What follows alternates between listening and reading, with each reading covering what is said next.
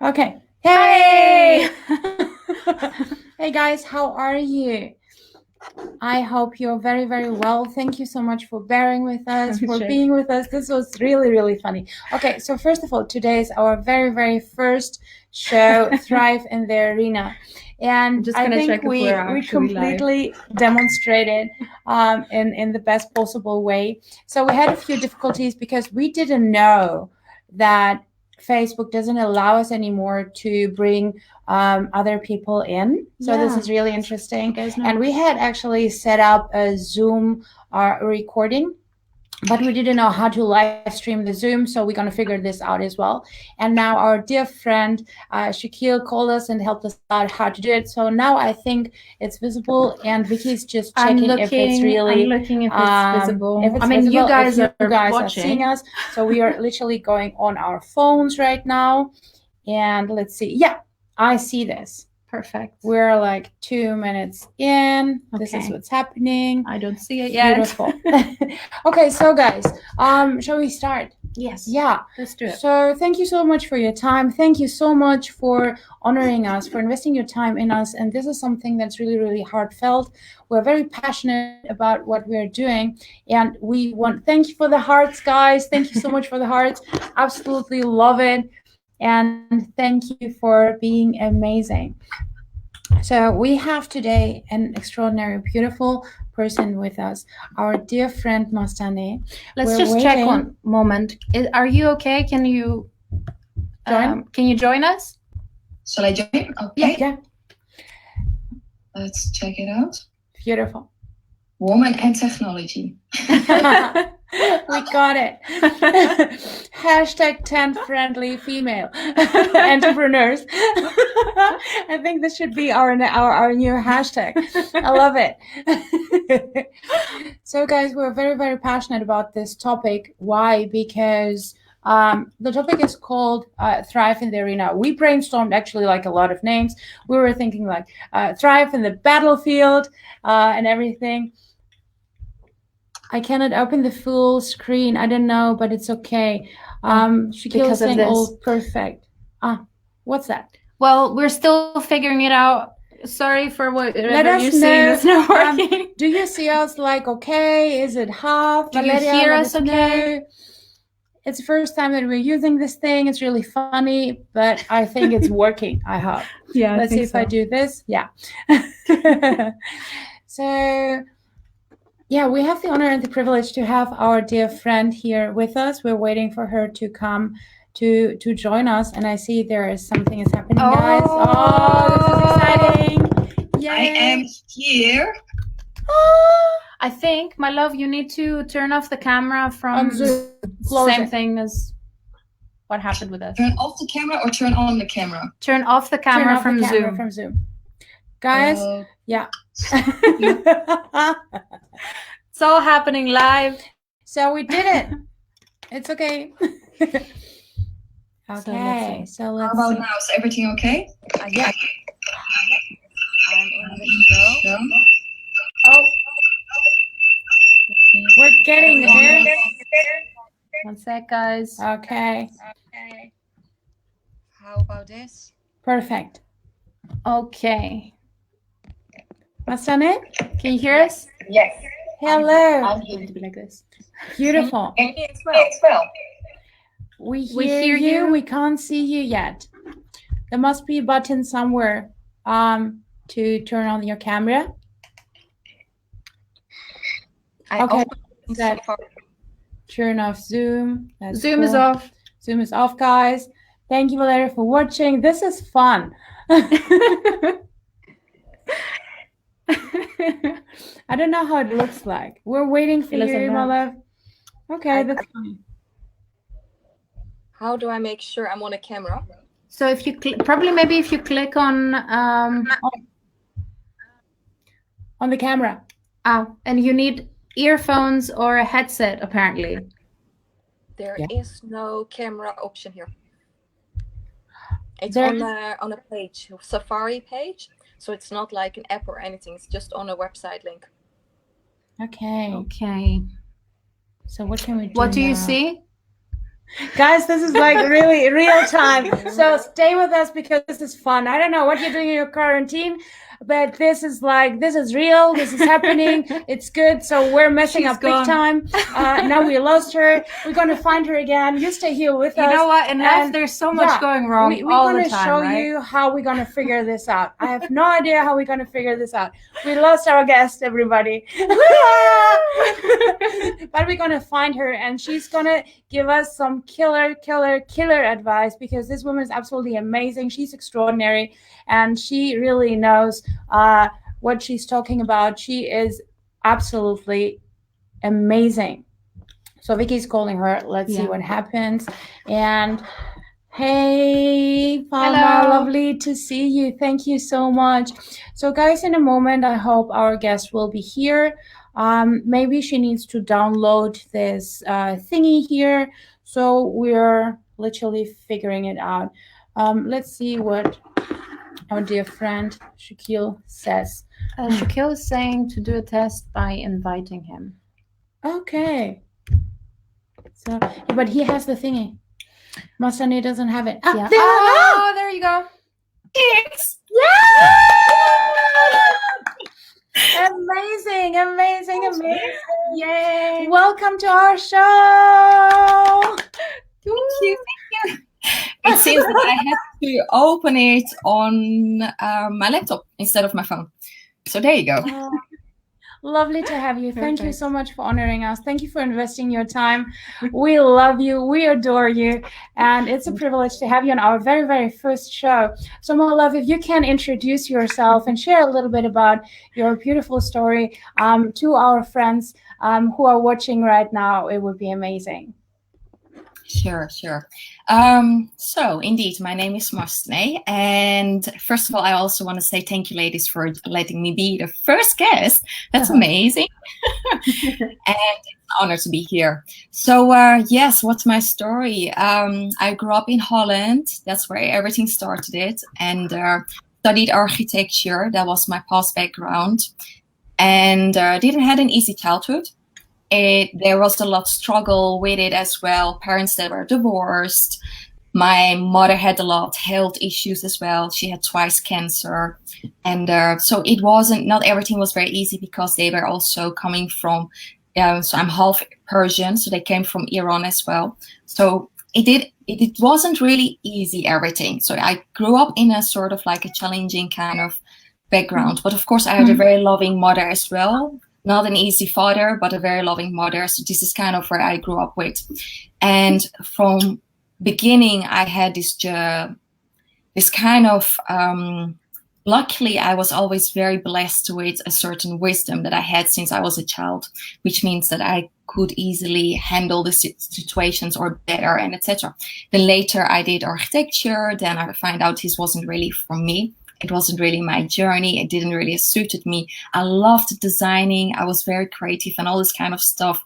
But I realized that there was still a part in me that wanted to do so much more for people and help people, or be in personal development journey. So I remember I was 19 years old even, and that time I was in a kind of a light depression, not a heavy depression, but a light depression in that time, where I felt really like I was a loser. I didn't know what to do with my life and all those kind of things. I was so lucky to go to the library, and no one ever teach me anything in personal development industry. Like there was, of course, they were from older generation, our parents, right? So there wasn't such a thing as that someone teaches you those things. So I was so lucky going to the library, finding the book from Dr. Wayne Dyer. And that was my first start into the personal development journey. And that's how it started. And then later on, with study didn't go all easy, because I went through certain traumas, which I will also share here as well. And because of all those struggles, I get more into the curiosity, to get more curious how I actually should solve the problems and become a better version of myself. And it really pushed me actually to grow very fast. And as a teenager, and imagine that you're going through those struggles. But then after I left the country and I came to UK, that was in 2012. That was actually the beginning of my completely new journey. And until that time, I was quite insecure. I didn't love myself. There was a lot of things happening there with me that I felt like, what's my vision? I had no clue what I wanted to do in my life. And all this kind of limiting beliefs that I was carrying with myself.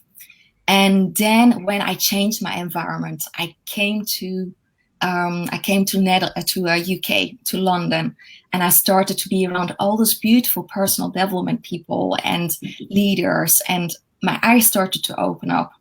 And I left the country actually without any planning.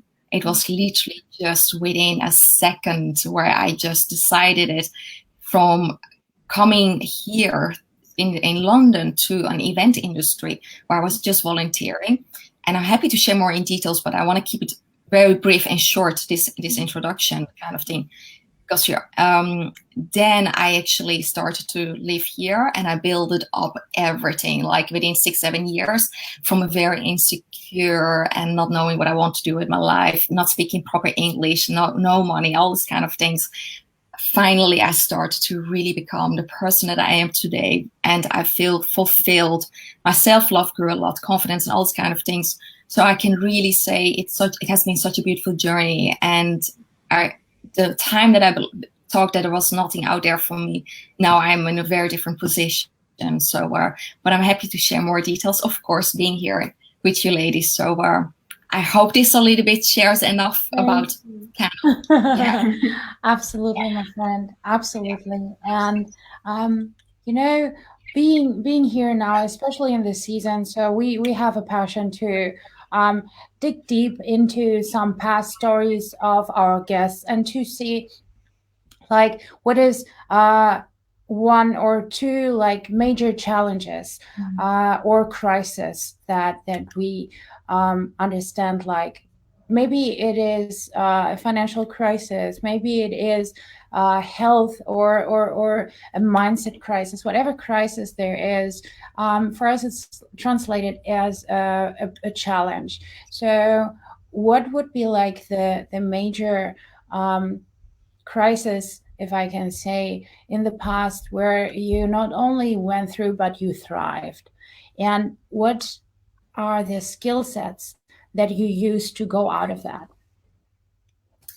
Wow, definitely one of them was when I had literally a gun on my head in my own home, where I was tied up as well. And I'm happy to share a little bit about the story, which was that it was somewhere like 10 years ago.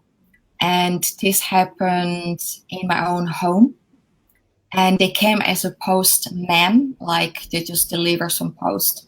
And my sister was there as well. So she opened the door and they came in with a gun and a knife, and they jumped into her home. And I was in that time, actually, it was early in the morning. I was actually sleeping in that time. So I told her, I heard my mom's, it felt like she was falling from the stairs. I never forget that sound.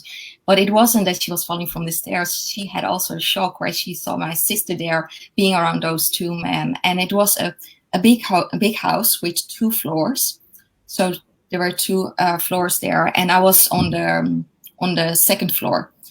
And when I came down, and I remember I saw those two men there in the house, and I was like, what was happening? That was really, in that moment, your whole body is getting frozen, like you're just in such a shock, like, what is happening here?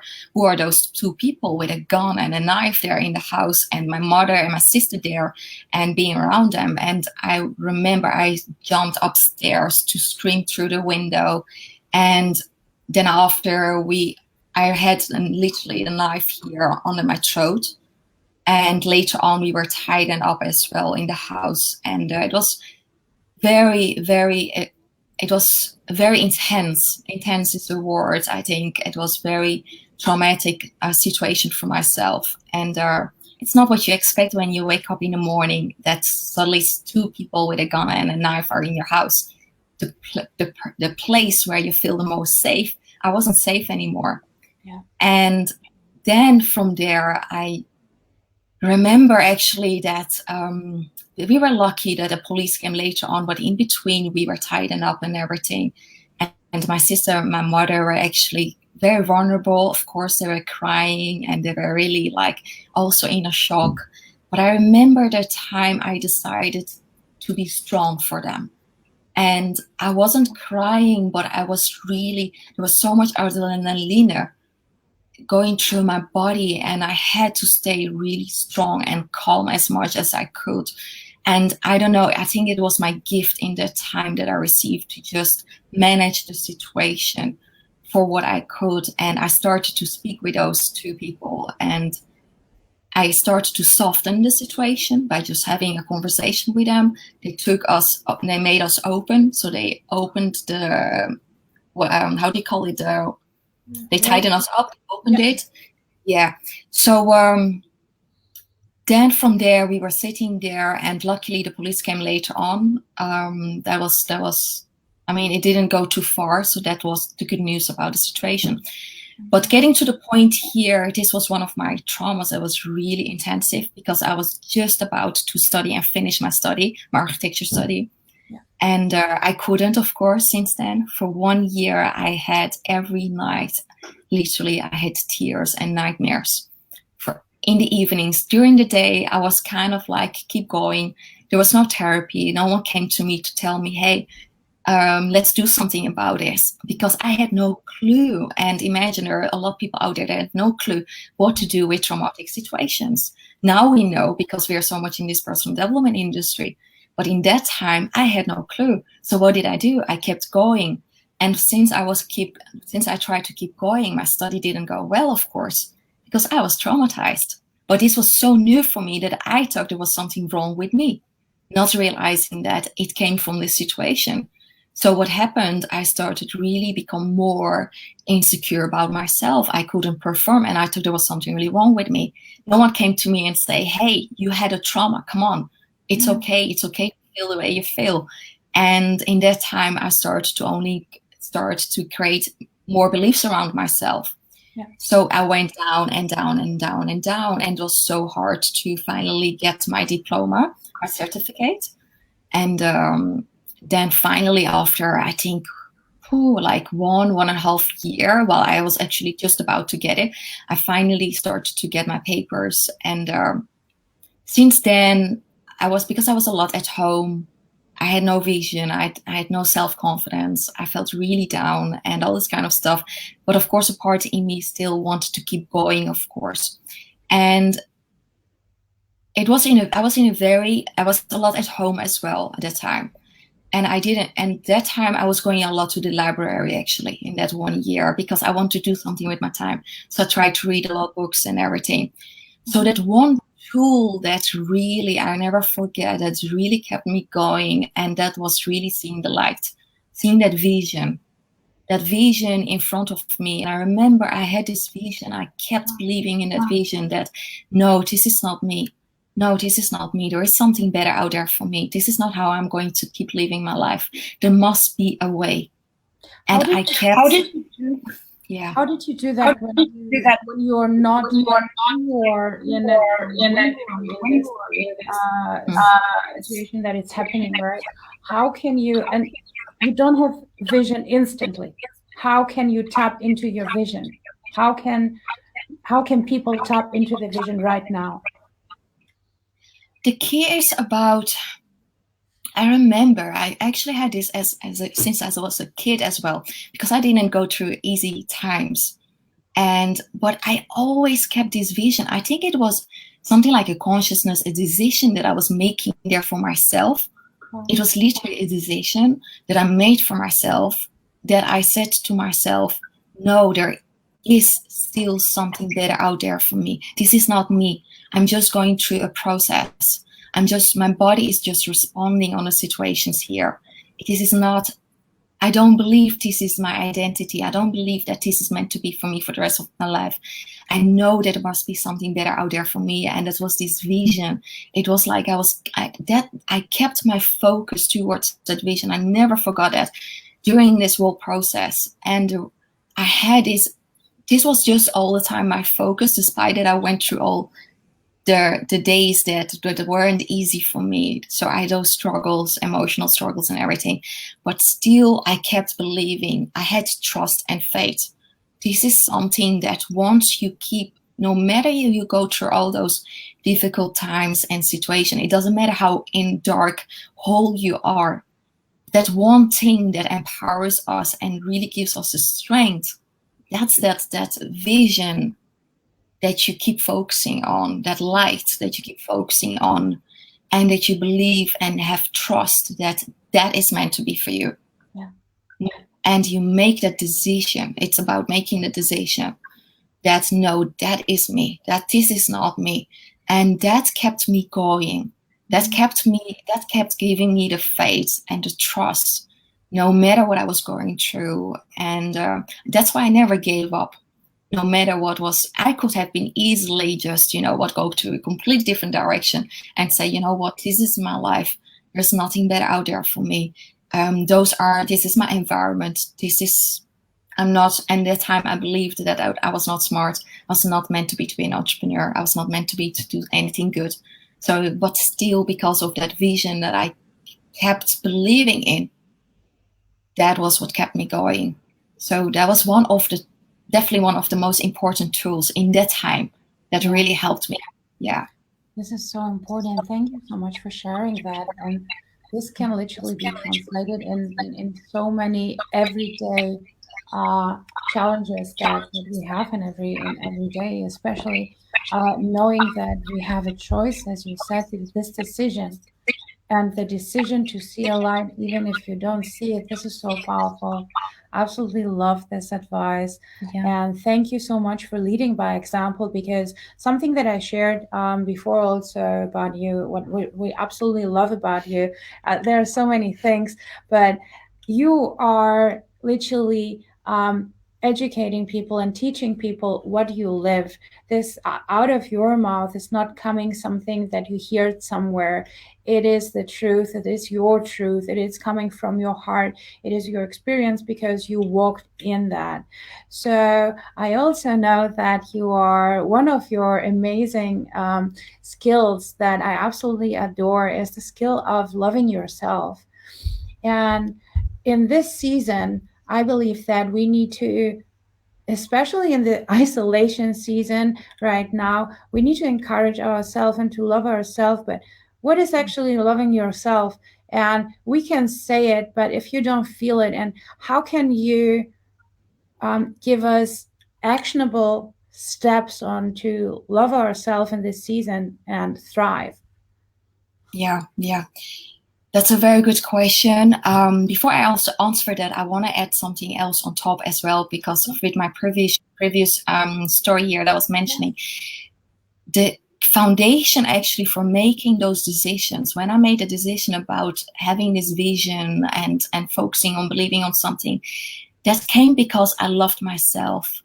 That part was still, there was still that part inside of me that said, I love myself. I want to give myself this gift of believing and making choices. Amazing. So self-love is the foundation. Self-love is the foundation for everything in our life. Because the moment when we start loving ourselves, and I will explain also indeed, give some tools here as well, but to clarify this a little bit more, the moment that we really love ourselves in every way, we will make very different choices.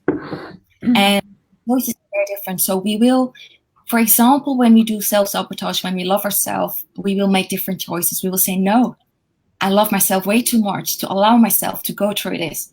Yes. Or even right now in this time being when we're isolating ourselves, how this has been helping me so much. I give some tools here is that I went, for example, I do part-time still work with the Tony Robbins organization. So I was in the office. We love success resources.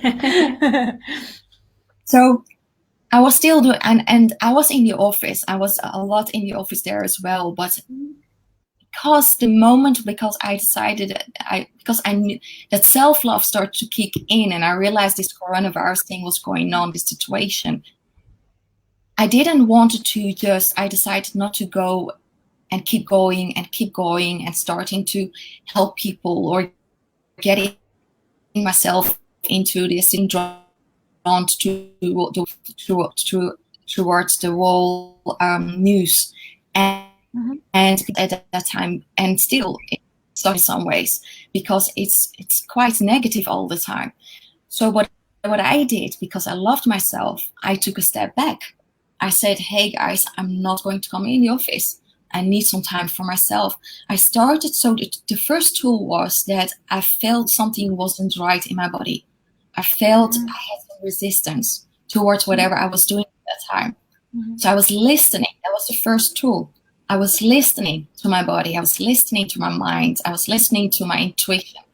That was the first thing that I did. And I realized that something needed to stop here. Something wasn't really right. So I listened to it.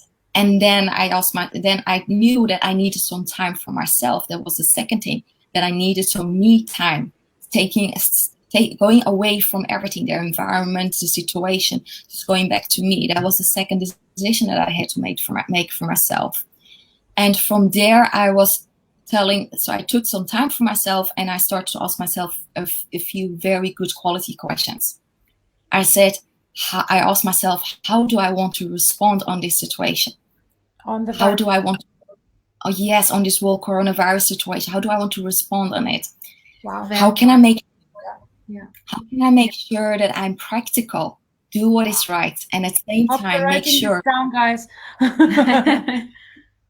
So the second question I asked myself, how can I make sure I'm practical, I'm tactful, I do what needs to be done, and at the same time making sure that emotionally and my state is going to be fine, that I can still enjoy my days.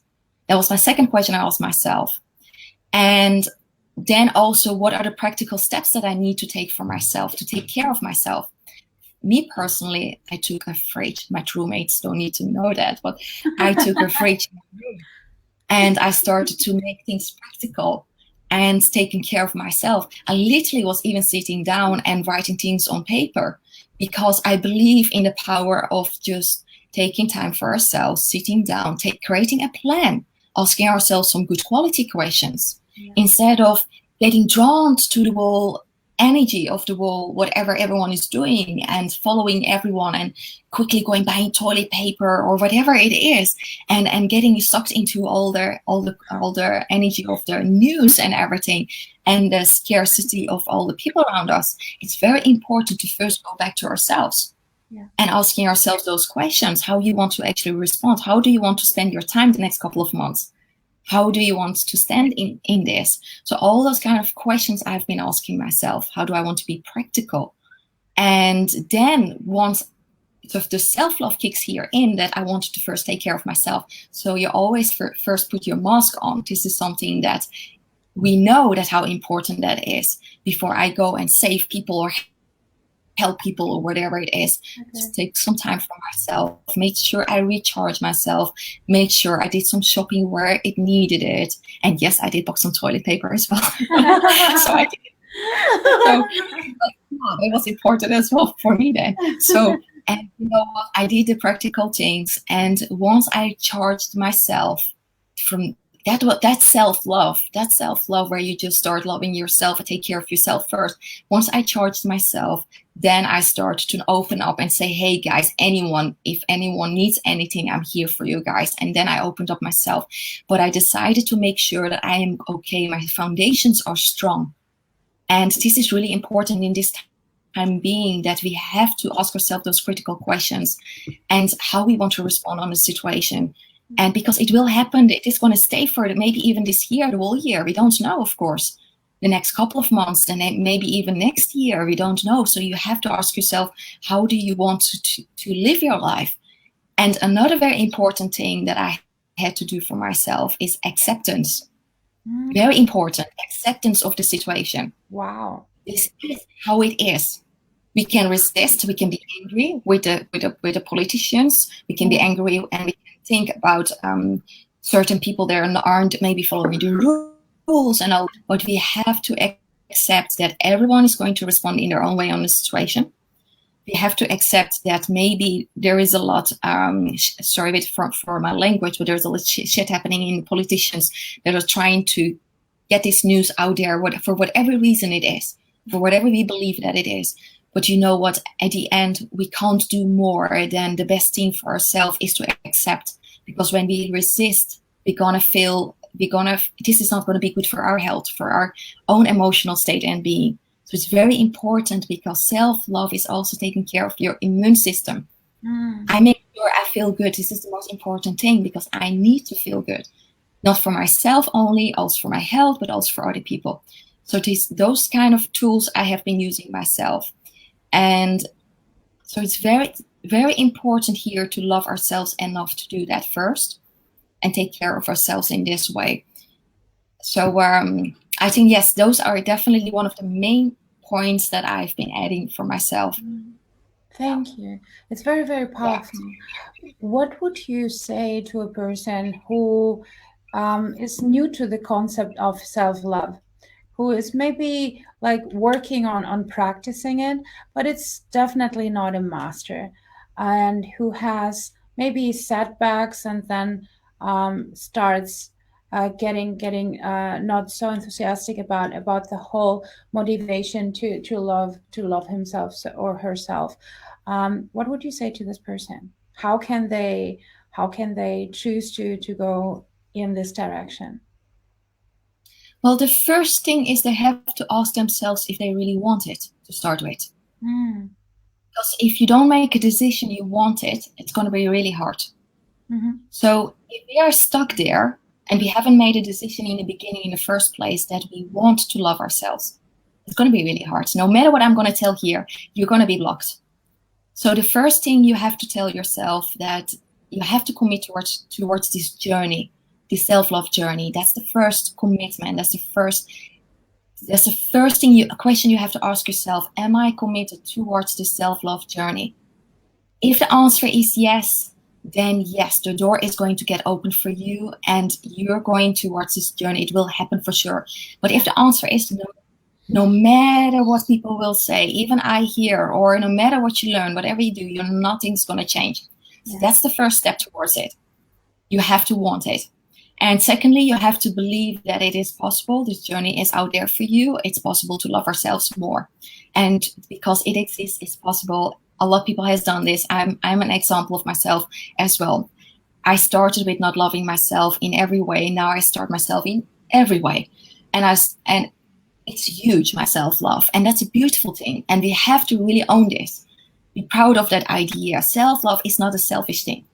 This is sometimes where it goes wrong in a limiting belief as well. They think it's selfish to love ourselves. But no, self-love is the best gift you give to other people. Self-love is not only you're an example for other people to follow your steps as well, but also you're going to be so much better for other people. You're going to be more able to give more, to do more for other people. So self-love is the best gift you can give to other people, to relationships, to everyone. So what the steps are here, indeed, to get back to your question, is indeed first give yourself permission and allow yourself to go through that journey. Then the second thing is be aware that so far everything was a habit. It was a conditioning. So it's normal. It's a very normal process. It's not easy. In the beginning, we are so much conditioned to not love ourselves. And it comes from childhood. It comes from our parents. It comes from so many different scenarios and everything. And that's okay. That's okay. You have to. So the second thing is accept it. Be with it. It's okay. You don't love yourself at this moment. It comes from those kind of experiences. But then the third thing is that it's really about self-awareness. So self-awareness, what I mean with that, being aware about your little voices. Being really aware, really making daily a decision about being aware about what you're telling yourself. And as a tool, you can use a lot pen and paper. This is something that I did in the past a lot as well. I wrote every belief that I had about myself down, and I was like, oh my, like, what beliefs do I got about myself? This is terrible. This is not good.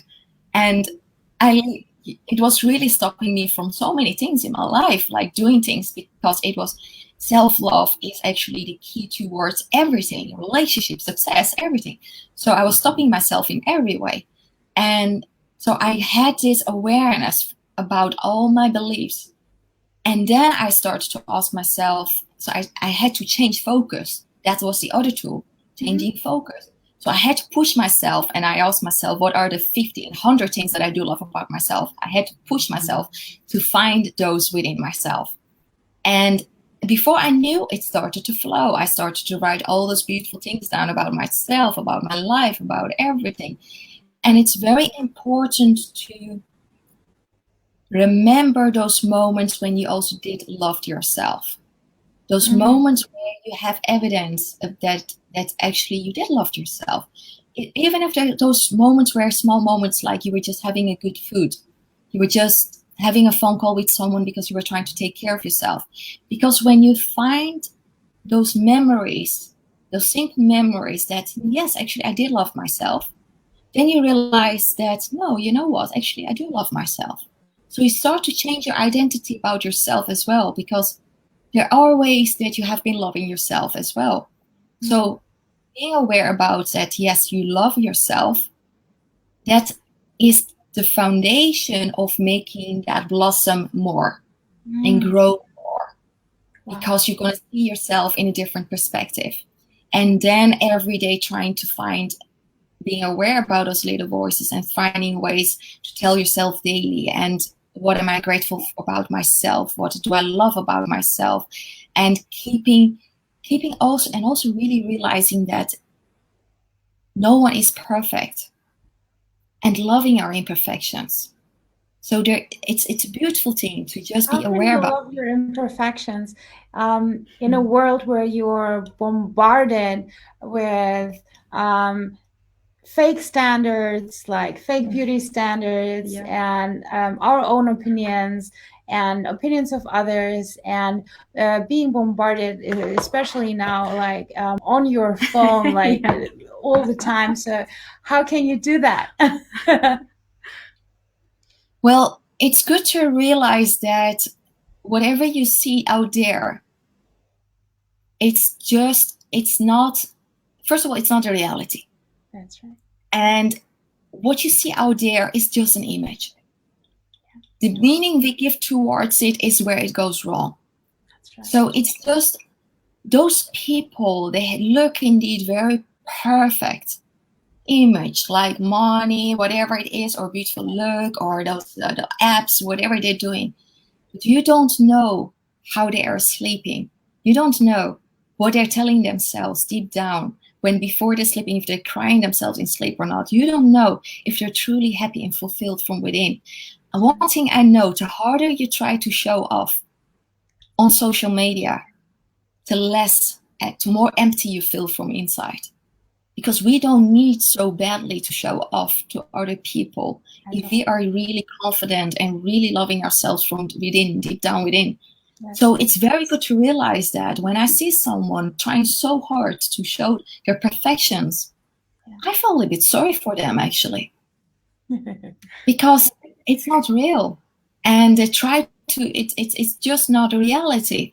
It's a bit and different. It's very to trying. It's two different worlds, from being and trying. Trying is it's not a thing. I agree. It's fake. Yes. Yeah. And once you have a proper conversation with those people, you realize, actually, you know what? It's not what you thought. Oh. And it's not what you thought. An image is not. It's not defining success. It's not defining happiness. 100%. Happiness and fulfillment is just nothing more than a mindset. Yeah. It comes from within, a belief. And it's nothing more than that. And we're not zooming on Instagram, on Facebook into their beliefs all the time. We're seeing only images. It's not a reality. Yeah. So it's really about how you feel from within. And if you want to create a really fulfilled life, we have to focus on everything that is happening from inside of us. So it's not an image, it's not a Facebook. So once you realize this, it's so easy to just not be bothered by it, not to compare yourself anymore. Yeah. And especially now in this season where we have so much time with ourselves, we can be actually very smart and using it more towards this concept, more towards loving ourselves and working on everything that is within, which is beautiful. You said it beautiful, my friend. Absolutely love it. Yeah, definitely.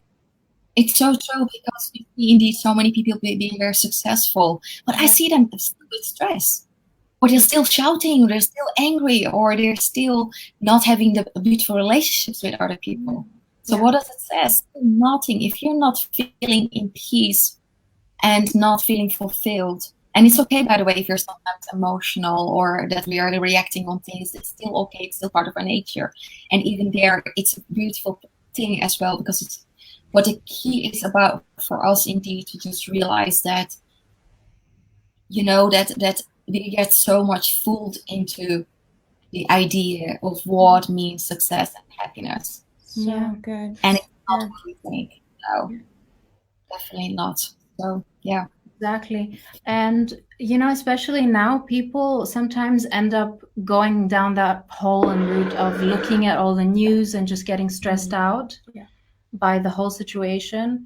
And there are some people actually that are not aware about what you're talking about here. So what are maybe some questions that these people can ask themselves to kind of uncover what's really there, so that then they can realize that there is also another way, the way that you're talking about, all about self-love and true success that comes from within. So what are some questions that these people could ask themselves? So you mean to find out if they are feeling the self-love or not? Is that the question? Yes. Yeah. So first of all, a very simple question I ask myself: how am I feeling? Very simple question. How am I feeling? And if I feel good, then I know whatever is happening is good. And if I feel really stressed, if I feel unhappy, if I feel a lot triggers, if I feel a lot like tense or whatever it is, then I know something needs to change. So a good question to ask myself is always, how am I feeling? How's my state? And then you find out, yes, maybe I feel stress. Let's suppose I ask myself, how am I feeling? And I say, oh, actually, I feel a little bit tense. And I just be aware about my body as well. I check in. I check in often with how I'm feeling, also physically, emotionally, spiritually, in every way. It's good to have this kind of daily awareness. It's very important, because this is what's going to stop us from getting more stress. So asking yourself those questions and being more self-aware, like, what is it that I'm thinking that is really giving me stress? And what is it that is not serving me here? Is this really true? Is this really needed? What is more important, being right here or feeling good? What is more important, loving myself, loving other people, or what I want, or what I'm thinking here? So it's very good to ask ourselves these type of questions. Having this self-awareness about our little voices every time in our head, and managing it from there and leading it from there. I don't know if this answers the question, actually. That's great. Yes. That's very, very powerful. Thank you so much for joining us this evening. It's an honor. And can you share with us where people can find you, where people can reach out to you, and get also into your proximity? Thank you. Well, it's very simple. I'm just on my Facebook if someone would like to reach me. And my Facebook is Mastanee Ati. You can find me there. I have a like page as well.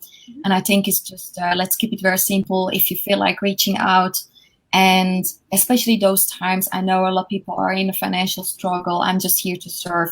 And the last thing I just want, if you need any support, any guidance, or you're struggling with this situation, with the corona situation, with self-love, whatever it is, please definitely reach out. I'm on my Facebook. Just drop me a message. And from there, we can just move on. Beautiful. Thank you so much for being with us. We love you, and thank you for your valuable tips. Absolutely loved having you on our first show, my friend. Thank you so much. I so enjoyed it. I hope it wasn't too long, but it's amazing. We're perfect in time. All perfect. Thank you. Thank you. Love you, ladies. Love you. Bye. Bye.